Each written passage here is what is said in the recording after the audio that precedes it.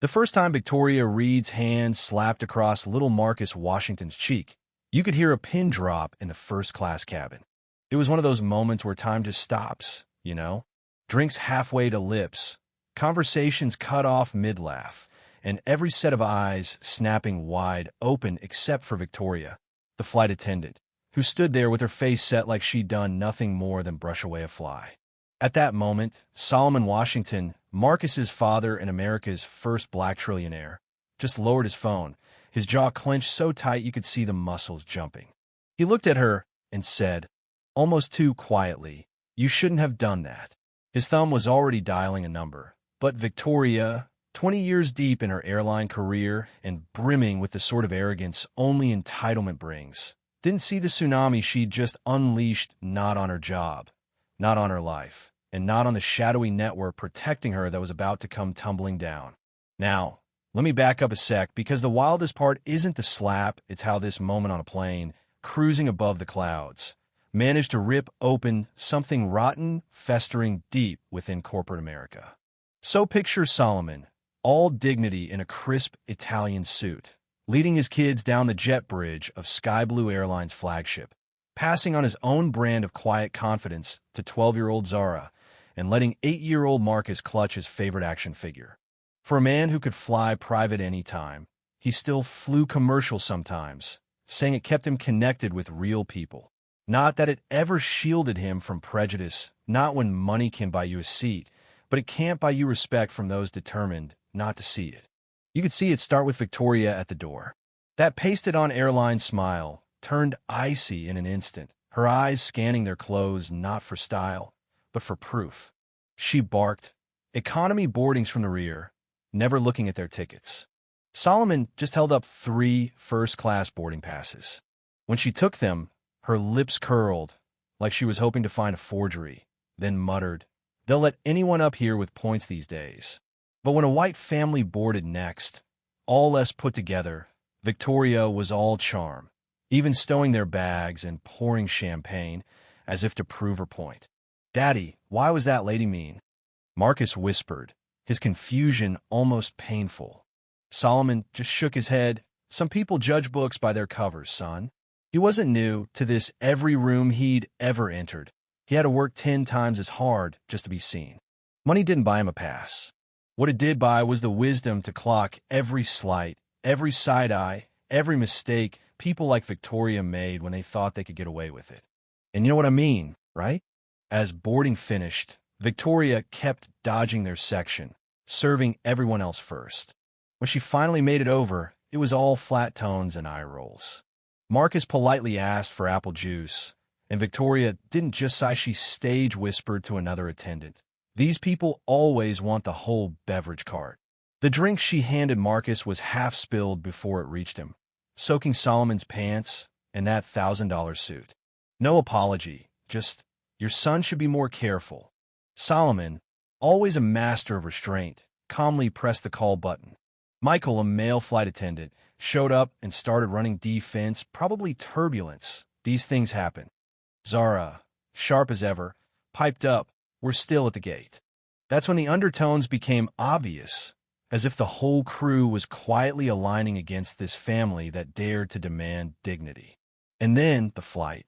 As they reached cruising altitude, Marcus whimpered with real pain, sensitive ears, not a tantrum. Solomon reached for his son's eardrops, but Victoria cut across the cabin with, "That child needs to stop making a scene. This is first class, not a playground." Meanwhile, she was cooing over a white toddler across the aisle, candy and towels on offer. The contrast couldn't be clearer, and even the passengers who'd been silent were starting to squirm in their seats. That's when something shifted. Zara, all 12 years of poise and pride, stood up and told Victoria, "My brother has a medical condition. He's not being disruptive on purpose."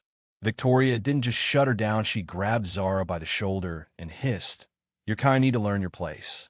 If you can't control your children, maybe you don't belong in adult spaces." That line in 2025, out loud, in first class, Solomon quietly set his phone to record. Most people just looked away. But not Beverly Matthews, an elderly woman a few seats back. She cleared her throat and told Victoria, "Young lady, your behavior is inappropriate. I'd like to speak to your supervisor." Victoria, mask slipping, threatened to serve Beverly's section last. The circle of her targets widened, but so did the number of witnesses. When Marcus needed the restroom and Victoria refused, claiming the seatbelt sign might come on, it was barely a minute before a white boy Marcus's age was waved right past her to the lavatory. Would you have spoken up? Or stayed silent, like most of the cabin? The flight kept unraveling. At meal service, Victoria announced, "We're out of beef," though Solomon had heard her confirm it for someone else. The meals for the Washingtons arrived last and cold. Marcus's chicken was congealed, and Zara's vegetarian meal was missing pieces. The final straw came with dessert. When Marcus asked, in that small voice only a kid has, "Excuse me, I think my dessert is missing," Victoria spun on him. "No dessert with the children's meal," she lied, even as other kids were tucking in a cake. And then, right there in the open, she slapped Marcus's fingers away from the dessert plate. The pain was instant and real. "Don't touch what isn't yours," she spat. Marcus tried to hold it together, but when he said, "You hurt me," something inside Victoria snapped, maybe because her power was slipping, maybe because the rest of the cabin was finally watching. She slapped Marcus's face, loud enough that everyone heard the crack. The silence after was deafening. Solomon, all calculation and control, dialed a number not for customer service, but for the chairman of the airline's parent company, a man who'd courted his investment not so long ago. "Victoria Reed just assaulted my son. I have it on video," Solomon said. Victoria, still in denial, threatened to have security meet the plane. "We don't tolerate disruptive passengers, regardless of who they think they are," she sneered. What Victoria didn't know was that Solomon owned 22% of Sky Blue's parent company, and that by the time the plane landed in Denver for an administrative matter, her whole world would change. When the executives and security boarded, Victoria tried to take control, demanding Solomon's removal. Instead, she and the entire first-class crew were ordered off the plane for investigation. Victoria, shouting "reverse racism" as she was escorted away, had no clue she'd just been exposed not just for her actions, but for something bigger. See, this wasn't just a one-off. Video from passengers went viral, and by the time they landed in LA, it was national news. Victoria went on TV, playing the victim tears, stories about being a single mom, how Marcus had been disruptive. But the videos told the real story. Her supporters and her legal fund swelled. But beneath the surface, something uglier was brewing. Solomon's company started losing contracts. Marcus and Zara faced bullying at their elite school, and the whispers about playing the race card grew into full-blown coordinated attacks. Solomon's security team uncovered that Victoria's brother was a cyber executive at his chief competitor.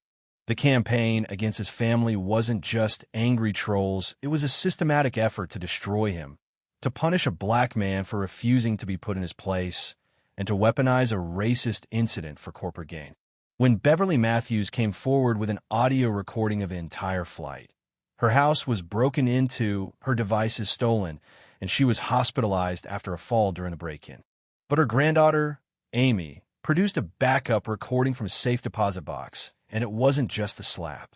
It caught Victoria and her colleague talking about their orders to make those people's flight hell before the plane even left the ground. Suddenly, the pieces fit.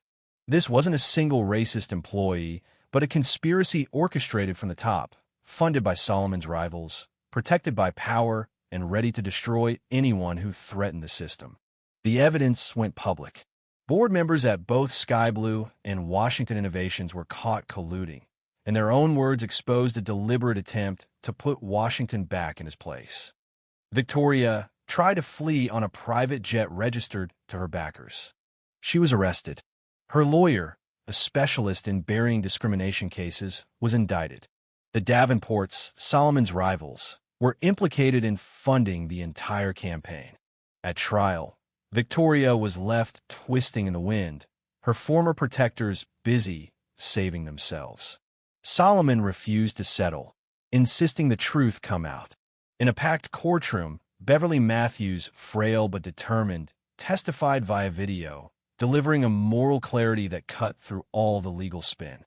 Marcus's smartwatch recording triggered by his racing heart when he was slapped captured everything. And in the end, the verdict was clear. The conspiracy unraveled, with sentences handed down for conspiracy, obstruction, civil rights violations, and assault. But Solomon wasn't interested in revenge. He knew exposing one crew, one airline, or one corporate rival wouldn't fix the rot. So he launched the Washington Accountability Project, a billion-dollar initiative funding legal help for victims, investigating discriminatory corporate cultures, and developing tech to document disparities. He acquired controlling interest in Sky Blue Airlines, transforming it from the inside out, mandating equity programs, and creating a new system for kids to report abuse safely. The Washington family rebuilt. Marcus, scarred but resilient, helped design the system that would protect others like him. Zara mapped the connections that enabled discrimination, her clarity beyond her years. Beverly Matthews, once just a grandmother on a plane, became an icon of standing up. 6 months later, Solomon stood before the airline's new board, a living lesson in how refusing to accept injustice can force a reckoning even the powerful can't escape. In the end, the greatest twist was that all their efforts to silence one family became the spark for the kind of change their enemies never imagined. And if you think that's the end, think again. Systems protect themselves, but so do the people who refuse to accept the way things are. So, what would you have done if you'd seen what Beverly saw on that plane? Would you have spoken up? If you believe change begins with just one voice refusing to be silent, share your story below. Is this justice or just the first step? Let's keep the conversation going. Because this isn't just Solomon's fight. It's all of ours.